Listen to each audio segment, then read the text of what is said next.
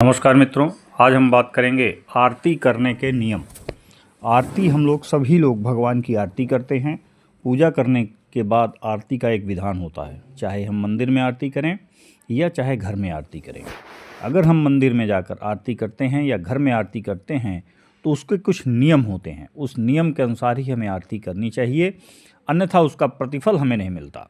तो सबसे पहला नियम क्या है कि अगर हम पूजा करने के बाद उठें तो आरती की थाल में कपूर और घी के दीपक की एक बाती रखकर भगवान के सामने आरती का दीप प्रज्वलित करें और सर्वप्रथम भगवान के चरणों की 4 बार आरती करनी चाहिए। तत्पश्चात उनके हृदय कमल में, नाभि में 2 बार आरती करनी चाहिए।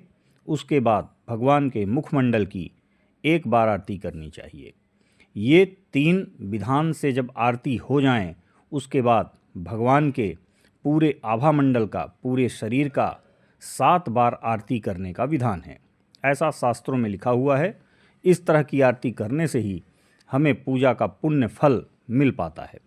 मंदिर में भी जाएं तो हम इसी नियम का पालन अनिवार्य तौर से करें। लोग मंदिर में जाते हैं और आरती करके चले आते हैं, लेकिन ऐसा कुछ नहीं है। कुछ नियम होते हैं, धर्म कर्म के कुछ नियम होते हैं।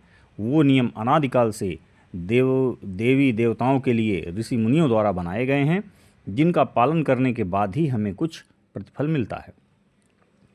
दूसरी एक गलती और लोग करते हैं, भगवान के मंदिर में जाने के बाद आरती पूजा प्रसाद करते हैं और भगवान के मंदिर की परिक्रमा करते हैं, और कुछ लोग जाकर पीछे माथा भी टेकते हैं, जो वहीं पर आपके सभी पुण्यों को समाप्त कर देता है। जितनी मेहनत आपने पूजा करने पर की, आरती करने में की, भजन करने में की, जो पुण्य आपने उस मंदिर में खड़े होकर पूजा करने के बाद ग्रहण किया, और मंदिर की परिक्रमा करने के बाद अंत में मंदिर के पीछे जाकर लोग माथा टेकने लगते हैं, ऐसा करने से वहीं पर सारा पुण्य, सारी मेहनत हमारी समाप्त हो जाती है। तो कुछ बातों का मित्रों ज़रूर ध्यान रखना चाहिए कि मंदिर की परिक्रमा करने के बाद मंदिर के पीछे जाकर माथा नहीं टेकना चाहिए, और माथा भगवान के सामने, उनके चरण कमल के सामने टेकना चाहिए। और माथा टेकते समय माथे पर अपने हाथ रखने के बाद चौखट पर उस हाथ और माथे को टच करें, उसके बाद भगवान का आशीर्वाद प्राप्त करें। डायरेक्ट माथे को चौखट पर नहीं टच करना चाहिए, हाथ लगाकर माथे पर और चौखट में टच करना चाहिए। इससे हमें पुण्य फल की प्राप्ति होती है। ये रहा मित्रों आरती के संबंध में कुछ नियम।